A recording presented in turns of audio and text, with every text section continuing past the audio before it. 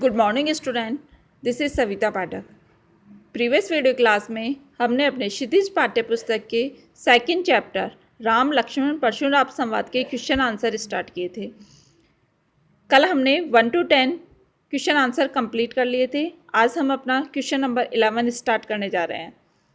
Question number 11 है student, Lakshman Parshuram संवाद की भाषा की विशेषताएं बताइए। आंसर लिखेंगे, लक्ष्मण परशुराम संवाद तुलसीदास की रामचरितमानस से संकलित है। तुलसीदास ने साहित्यिक अवधि भाषा प्रयुक्त की है। कवि का शब्द चयन बड़ा सटीक है। कवि ने संवाद योजना के द्वारा पात्रा अनुकूल, कोमल, मधुर एवं व्यंग्यात्मक भाषा का प्रयोग कलात्मक रूप से किया है। कवि ने तत्सम, तद्भव तथा आंचलिक इन सभी शब्द रूपों का सफलता से प्रयोग किया है। दोहा, चौपाई छंद में रचनाकार भाषा को सुगम और लोकप्रिय बनाया है। लक्ष्मण परशुराम संवाद में अवधी भाषा का कोमल रूप तो है ही, इसमें कुछ कठोर रूप भी दिखाई देता है। बोलचाल के शब्दों तथा लोकोक्तियों का प्रयोग भी यथावसर किया है। व्यंग्य की दृष्टि से इस प्रसंग की भाषा सुंदर है। उपमा, अनुप्रास, उत्प्रेक्षा, रूपक आदि प्रमुख अलंकारों के प्रयोग से इसमें भावगत सौंदर्य सहजता से व्यक्त हुआ है।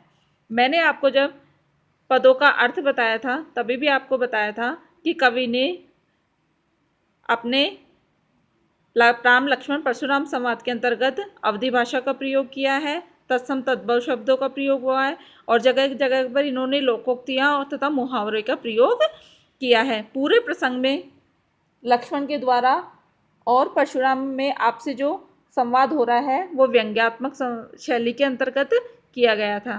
तो ये सब जो भी वर्णन हुआ है वो इनकी भाषा की विशेषताओं के अंतर्गत आता है।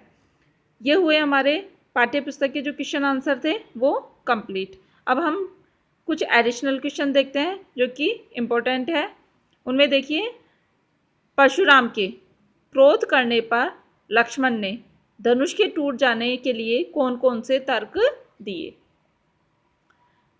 आंसर लिखेंगे, शिव धनुष के टूट जाने पर परशुराम अत्यधिक क्रोधित हो गए। उन्होंने धनुष भंग करने वाले के बारे में जानना चाहा। धनुष भंग का अर्थ होता है यानी तोड़ने वाले के। जब लक्ष्मण ने धनुष के टूट जाने पर निम्नलिखित तर्क दिए। अब लक्ष्मण ने कौन कौन से तर्क दिए कि किस कारण से धनुष टूट गया, वो हम इन पॉइंटों के अंतर्गत देखते हैं। फर्स्ट पॉइंट है, हमने तो इसे अन्य धनुषों के समान साधारण ही धनुष ही समझा था। लक्ष्मण जी परशुराम से कहते हैं कि हमने तो साधारण धनुष समझकर ही इसको छुआ था और ये छूने मात्र से ही टूट गया। सेकंड पॉइंट है, श्री राम ने इसे नया धनुष समझा था, अर्थात श्री राम ने इसे नया धनुष समझकर इसे छूना चाहा और ये तो लेकिन छूने मात्र से ही टूट गया। नेक्स्ट पॉइंट है, यह धनुष तो श्री राम के छूते ही तुरंत टूट गया, इसमें उनका कोई दोष नहीं है। नेक्स्ट पॉइंट है, धनुष तोड़ते समय हम लाभ हानि पर विचार नहीं करते हैं। ये हुआ इसका आंसर कंप्लीट। नेक्स्ट देखिए, परशुराम के क्रोध करने पर राम लक्ष्मण की जो प्रतिक्रियाएं हुई उनके आधार पर दोनों के स्वभाव की विशेषताएं अपने शब्दों में लिखिए। आंसर लिखेंगे स्टूडेंट, परशुराम के क्रोध करने पर राम के विनयशील एवं मृदु स्वभाव का परिचय मिलता है। वे परशुराम का क्रोध शांत करने के लिए स्वयं को उनका दास बताते हैं और अपने योग्य सेवा पूछते हैं। वे लक्ष्मण को भी शांत रहने का संकेत करते हैं। वे धैर्यवान हैं। लक्ष्मण व्यंग्यपूर्ण भाषा का प्रयोग करते हैं। लक्ष्मण ने पूरे संवाद में परशुराम से व्यंग्यपूर्ण भाषा का ही प्रयोग किया है। वे किसी से दबना नहीं जानते। वे परशुराम को खरी खरी सुनाते हैं। लक्ष्मण तर्कशील है। उनके तर्क अकाट्य है। लक्ष्मण ऊपर से तो मुस्कुराते हैं रहते हैं, पर उनके मन में क्रोध का भाव है। वे व्यंग करने में प्रवीण है, वे वाक्पटु भी है। दोनों के स्वभाव लक्ष्मण तथा राम के विपरीत स्वभाव थे, अर्थात लक्ष्मण क्रोधी स्वभाव के थे और वहीं दूसरी ओर राम जो है विनय और मृदु स्वभाव का परिचय देते हैं। ये हुआ इसका आंसर कंप्लीट। नेक्स्ट देखिए, साहस और शक्ति के साथ विनम्रता हो तो बेहतर है, इस कथन पर अपने विचार लिखें। आंसर लिखिए, साहस और शक्ति अच्छे गुण हैं, इनके साथ विनम्रता भी हो तो बहुत बेहतर होता है।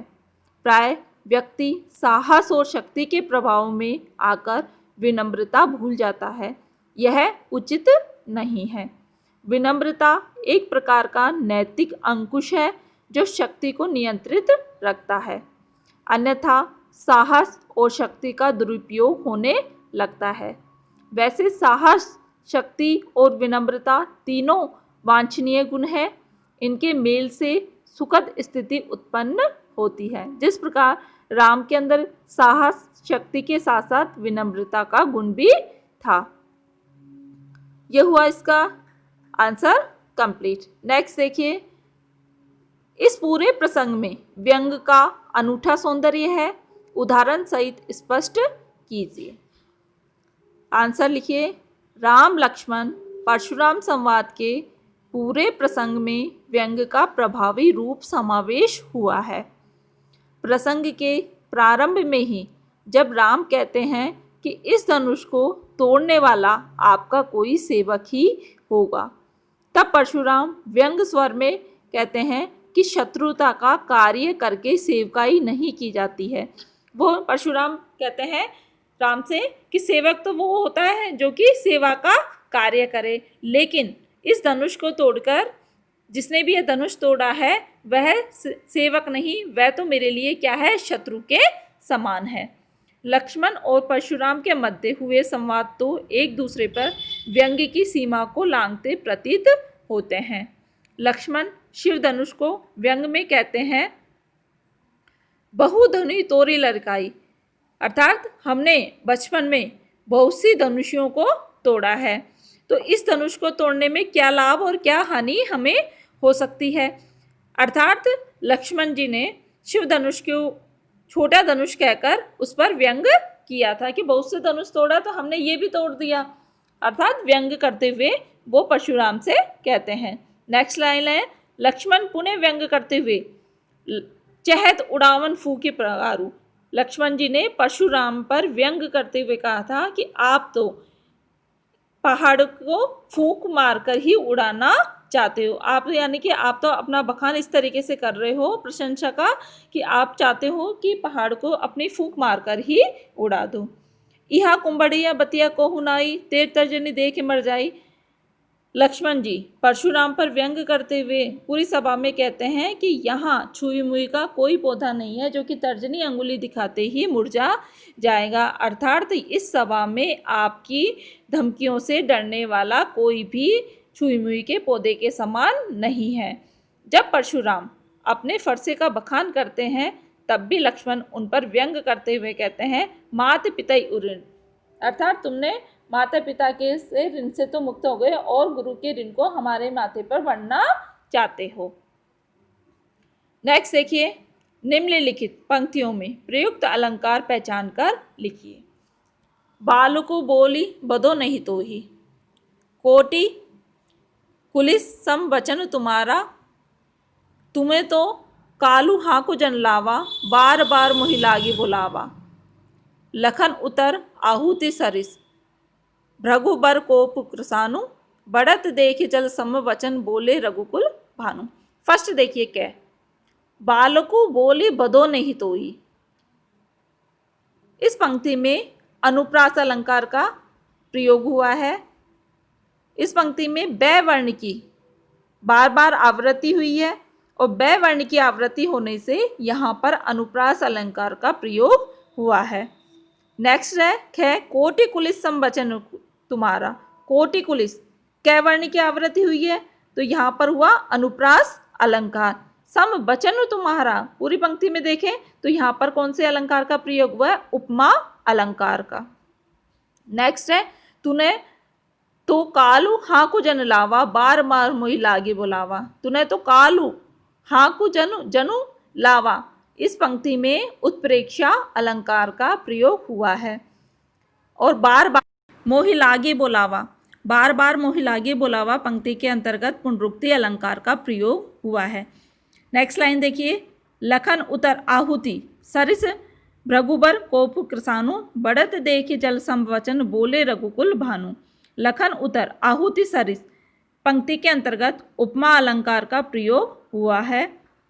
और बढ़त देख जल संवचन बोले रघुकुल भानु, रघुकुल भानु पंक्ति में रूपक अलंकार का प्रयोग हुआ है। यहाँ होते हैं हमारे सेकेंड लेसन के क्वेश्चन आंसर कंप्लीट। आप सभी को ये क्वेश्चन आंसर अपनी फेयर नोटबुक में राइट करना है। First chapter and second chapter दोनों के क्वेश्चन आंसर आपको लर्न भी करने हैं।